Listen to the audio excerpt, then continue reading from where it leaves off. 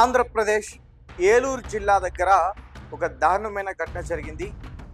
భార్యని ఊపిరి ఆడకుండా చంపేసి ఆమె గుండెపోటు వల్ల చనిపోయిందని చెప్పి అక్కడున్న స్థానికుల్ని, డాక్టర్స్ని, వారి కుటుంబ సభ్యుల్ని, ముఖ్యంగా ఎవరైతే చనిపోయారో మేఘన వారి కుటుంబ సభ్యులందరినీ కూడా నమ్మించాడు ఒక వ్యక్తి. అతని పేరు ప్రదీప్. స్క్రీన్ పైన కనిపిస్తున్న ఆ మహిళ పేరు మేఘన. అయితే ఏలూరు జిల్లా మండవెల్లి మండలం నాగభూషణాపురం ఆ గ్రామానికి సంబంధించిన నాగుళ్ళ ప్రదీప్. ఇతను డిగ్రీ వరకు కూడా చదువుకున్నాడు. ప్రస్తుతం ఒక ప్రైవేట్ జాబ్ చేస్తూ ఉన్నాడు. అయితే ఇతనికి 2025 మే 8న విజయవాడ ఎన్కేపాడు అనే గ్రామానికి సంబంధించి మేఘన ఆమెకి ఇచ్చి వివాహం జరిపించాడు. అయితే నాగుళ్ళ ప్రదీప్ అతనేమో పెళ్ళైన తర్వాత క్రిస్టియన్ మతంలోకి మారాడు. అయితే మేఘన మాత్రం ఫస్ట్ నుంచి హిందుత్వంలోనే ఉంది. ఆమె అదే రకంగా ఉంది. అయితే ఈ మతాల మధ్య వారిద్దరికి చాలా గొడవలు వచ్చాయి. ముఖ్యమైన కారణం ఏమిటంటే రీసెంట్గా అట్ల తద్ది వాయినాలు ఏ అయితే హిందూ సాంప్రదాయ ప్రకారం కొన్ని గ్రామాల్లో తీసుకుంటూ ఉంటారు, అదే రకంగా ఆమె కూడా అట్ల తద్ది వాయినాలు తీసుకుందని చెప్పి గొడవ చేసి ఆమెను కొట్టి అత్తగారింటికి పంపించేశాడు 4 నెలలు. దాని తర్వాత పెద్దల సమక్షంలో మొత్తం కూడా సర్ది చెప్పి ఇట్లా ఉండాలి, తప్పు ఇది, మీరు చదువుకున్నారు, చక్కగా ఉండాలని చెప్పేసి వారు మందలిస్తే మళ్ళీ ఆ అమ్మాయిని తిరిగి ఇంటికి తీసుకుని తెచ్చుకున్నాడు. ఇంకా మళ్ళీ అదే గొడవ.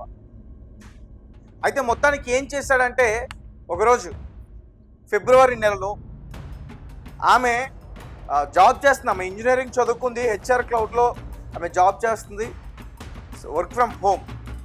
అయితే ప్రస్తుతం ఆమె ప్రెగ్నెంట్గా. సో ఇంకొక కొన్ని రోజుల్లో ఆమెకి శ్రీమంతం చేయాలంటూ కూడా వారు ప్లాన్ చేసుకున్నారు, వారు మేఘనాకు సంబంధించిన కుటుంబ సభ్యులు.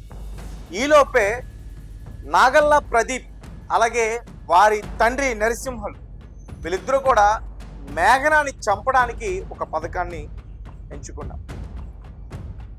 వర్క్ అయిపోయిన తర్వాత నైట్ సుమారు అర్ధరాత్రి ఆ టైం వరకు కూడా ఆమె వర్క్ చేస్తుంది. ఆమెది వేరే షిఫ్ట్, వర్క్ ఫ్రమ్ హోమ్. తర్వాత ఆమెని కొట్టి దాని తర్వాత ఊపిరాడకుండా ఒక తలదిండు ఆమె ముఖం పైన పెట్టి గట్టిగా ఒత్తి ఆమె చనిపోయేంత వరకు కూడా అలానే ఉంచి దాని తర్వాత ఆ తలదిండిని తీశాడు. దీంతో ఆమె తట్టుకోలేక చనిపోయింది.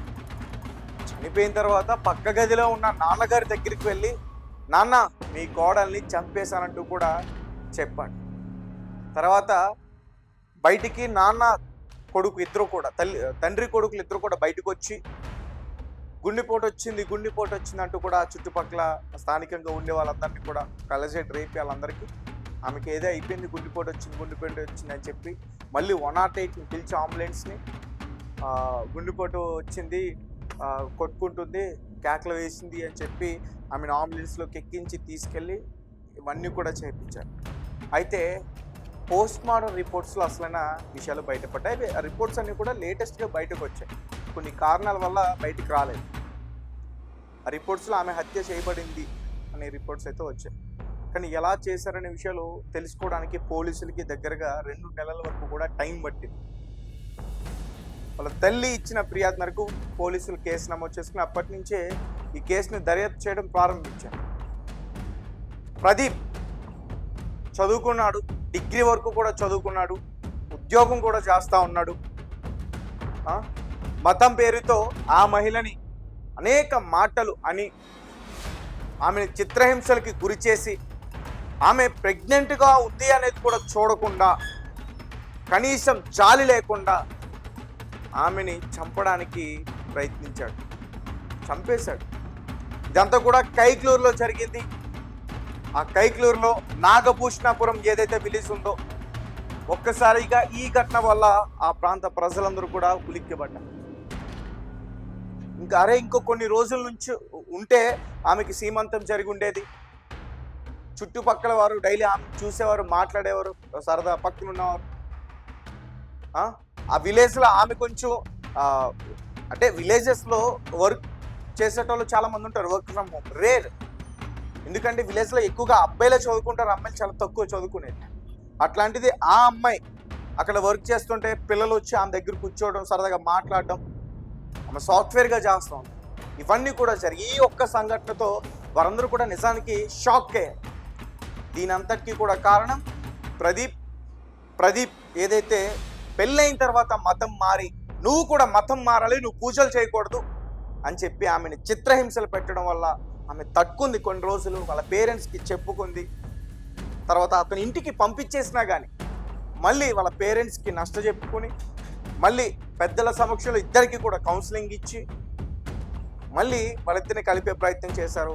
తీరా అతను ఆమెని చంపేశాడు. సో అంటే అట్ల తద్దికి సంబంధించి ఈ వాయినాలు తీసుకుందని చెప్పి చిత్రహింసకి గురి చేశాడంట. 4 నెలలు చుక్కలు చూపించాడు. వాళ్ళ తల్లి చెప్తుంది ఈ విషయాలన్నీ కూడా. సో ఈ ప్రదీప్ని అసలు ఏం చేయాలంటారు? ఇలాంటి ప్రదీపుల్ని ఇలా కొంతమంది ఇళ్లలో భర్తలు ఇదే రకంగా మతపరంగా భార్యల్ని చాలా ఇబ్బందులు పెడుతున్నారు. ఇలాంటి వ్యక్తులకి ఎటువంటి శిక్షలు అయితే కరెక్ట్ అనిపిస్తుంది? ఖచ్చితంగా కామెంట్ సెక్షన్లో మాకు తెలియపరచండి.